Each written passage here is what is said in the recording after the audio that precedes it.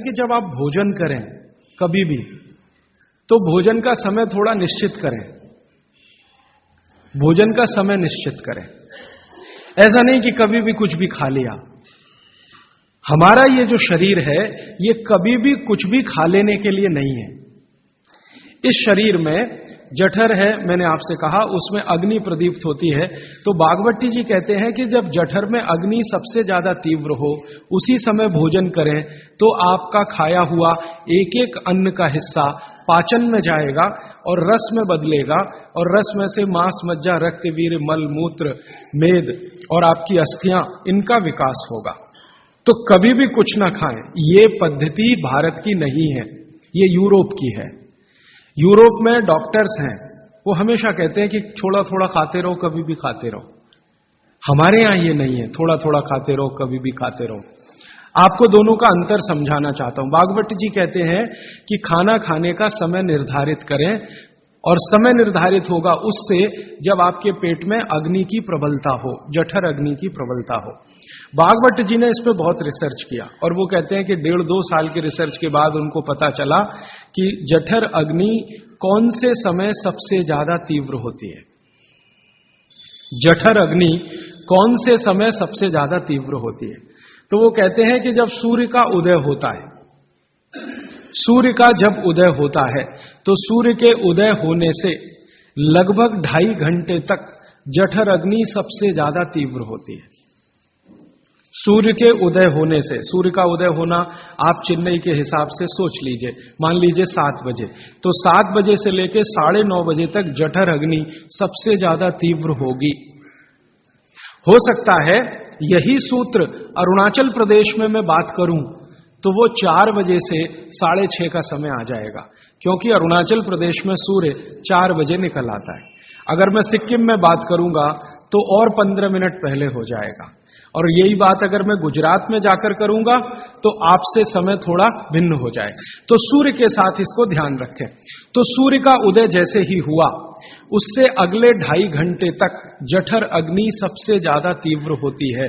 तो भागवत जी कहते हैं कि इस समय सबसे ज्यादा भोजन करें, इस समय सबसे ज्यादा भोजन करें। वो तो एक जगह यहां तक कह देते हैं कि आप अगर संभव हो तो 9:30 बजे के अंदर ही लंच करें। 9:30 बजे के अंदर ही लंच करें, माने ब्रेकफास्ट गायब, नाश्ता छोड़ें, सीधे ही भोजन करें। यहां तक वो कहते हैं।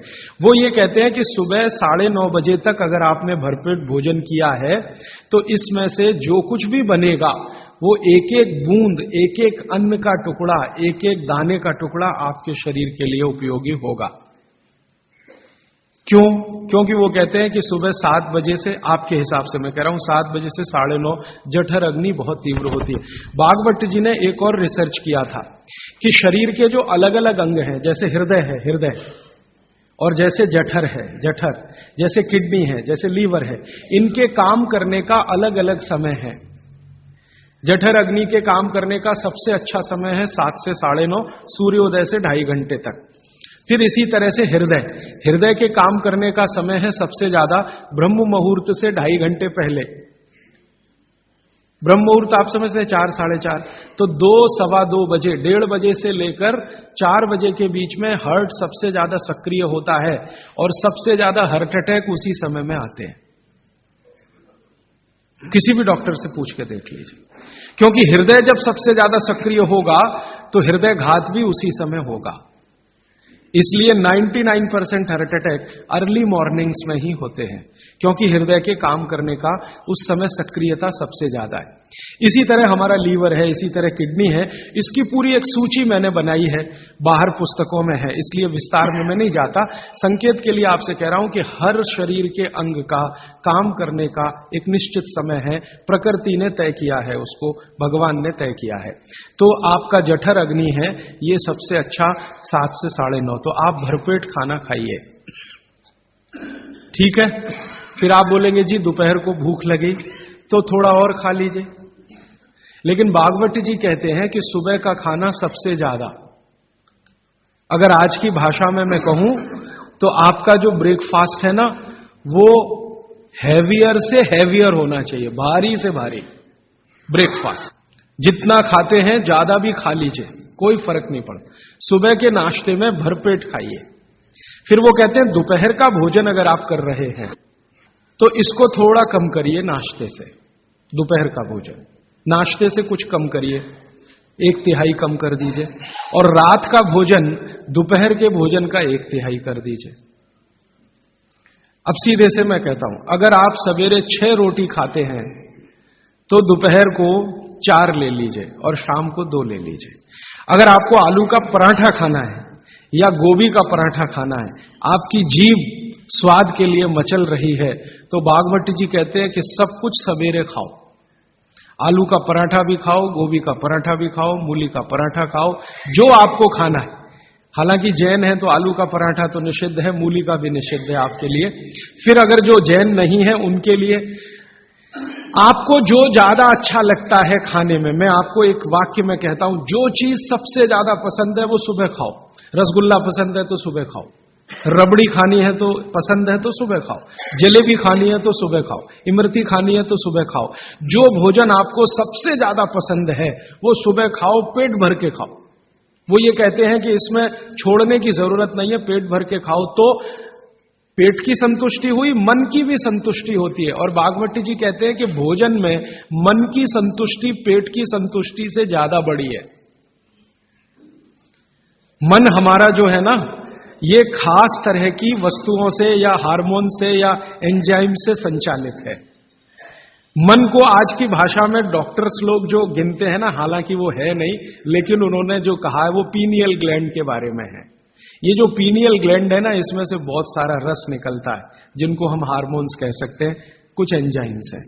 ये संतुष्टि के लिए सबसे आवश्यक ग्लैंड है पीनियल ग्लैंड। तो भोजन अगर आपको तृप्त करता है, भोजन में एक तो पेट भरना है और एक तृप्त होना, तृप्त करेगा तो पीनियल ग्लैंड आपकी सबसे ज्यादा सक्रिय है। तो जो भी रस और एंजाइम चाहिए शरीर को, नियमित रूप से समान अंतर पे निकलते रहते हैं। और जो भोजन से तृप्ति नहीं है तो गड़बड़ होती है पीनियल ग्लैंड, और पीनियल ग्लैंड की गड़बड़ी पूरे शरीर में पसर जाती है और आपको तरह तरह के रोगों का शिकार बना दे। अगर आप तृप्त भोजन नहीं कर पा रहे हैं तो निश्चित रूप से 10-12 साल के बाद आपको मानसिक क्लेश होगा और रोग होंगे। मानसिक रोग बहुत खराब है। आप सिजोफ्रेनिया के शिकार हो सकते हैं, डिप्रेशन के शिकार हो सकते हैं, आपको कई ऐसी गंभीर बीमारियां हो सकती हैं। बागवती जी कहते हैं कि आप भोजन करते हुए अगर संतुष्ट नहीं है तो 27 तरह की बीमारियों से ग्रसित हो सकते हैं। उनकी पूरी सूची है, वो पुस्तक में है। कभी भी भोजन करें तो पेट तो भरे ही, मन भी तृप्त हो। और मन के तृप्त और पेट के भरने का सबसे अच्छा समय सवेरे का ही है। अब मैंने ये बागवती जी के सूत्र को चारों तरफ देखना शुरू किया तो मुझे पता चला कि मनुष्य को छोड़कर जीव जगत का हर प्राणी इस सूत्र का पालन कर रहा है, मनुष्य को छोड़कर। क्योंकि मनुष्य को मैं मूर्ख मानता हूं, हालांकि मनुष्य अपने को होशियार समझता है, लेकिन मनुष्य से ज्यादा होशियार ये जीव जगत के प्राणी हैं। आप चिड़िया को देखो, चिड़िया, कितने भी तरह की चिड़िया, सवेरे सूरज उगते ही उसका खाना शुरू हो जाता है और भरपेट खाती है। 6 बजे के आसपास आप राजस्थान में निकल जाओ, गुजरात में निकल जाओ, सब चिड़िया अपने अपने काम पे लगी हुई है, खाना खाने में खूब जम के खाती है। और पेट भर गया, उसके 4 घंटे के बाद ही पानी पीती है, दोपहर को ही पानी पीती।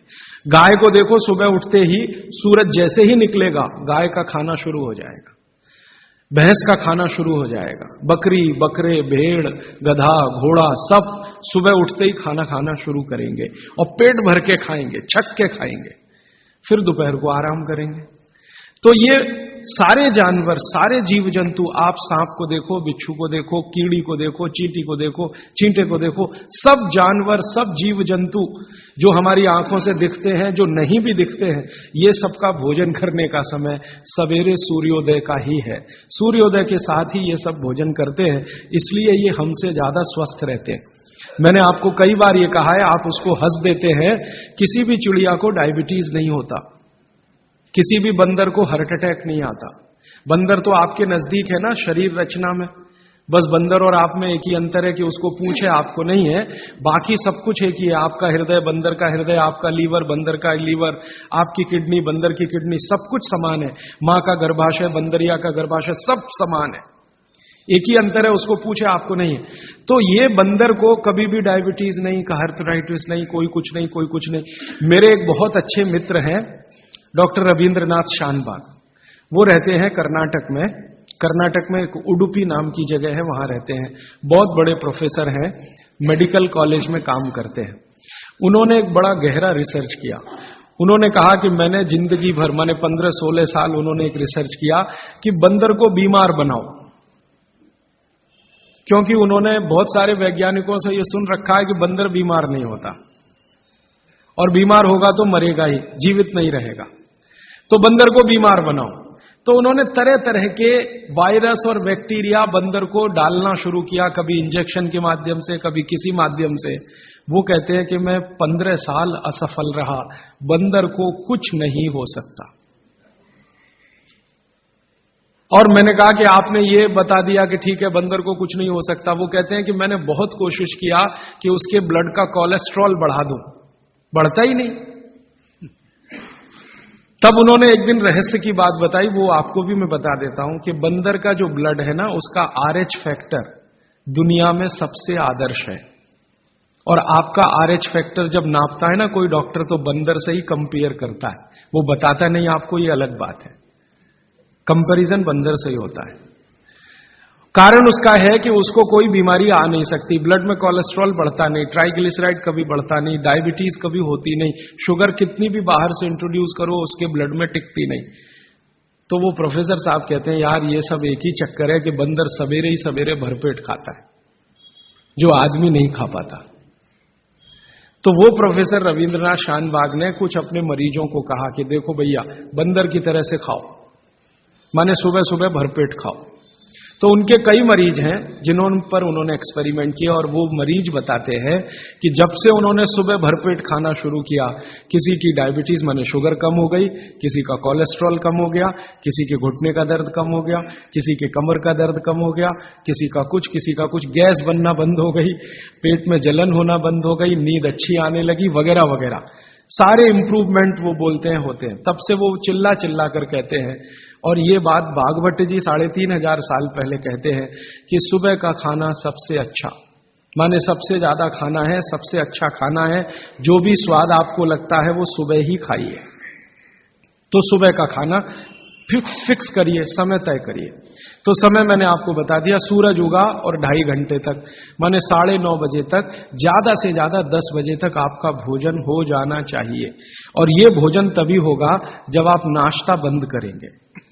ये नाश्ता हिंदुस्तानी चीज नहीं है, ये अंग्रेजों की है। और आप जानते हैं ना हमारे यहां चक्कर क्या चल गया, नाश्ता थोड़ा कम करेंगे, लंच थोड़ा ज्यादा करेंगे, डिनर उससे भी ज्यादा करेंगे। सवा सत्यानाश, एकदम उल्टा।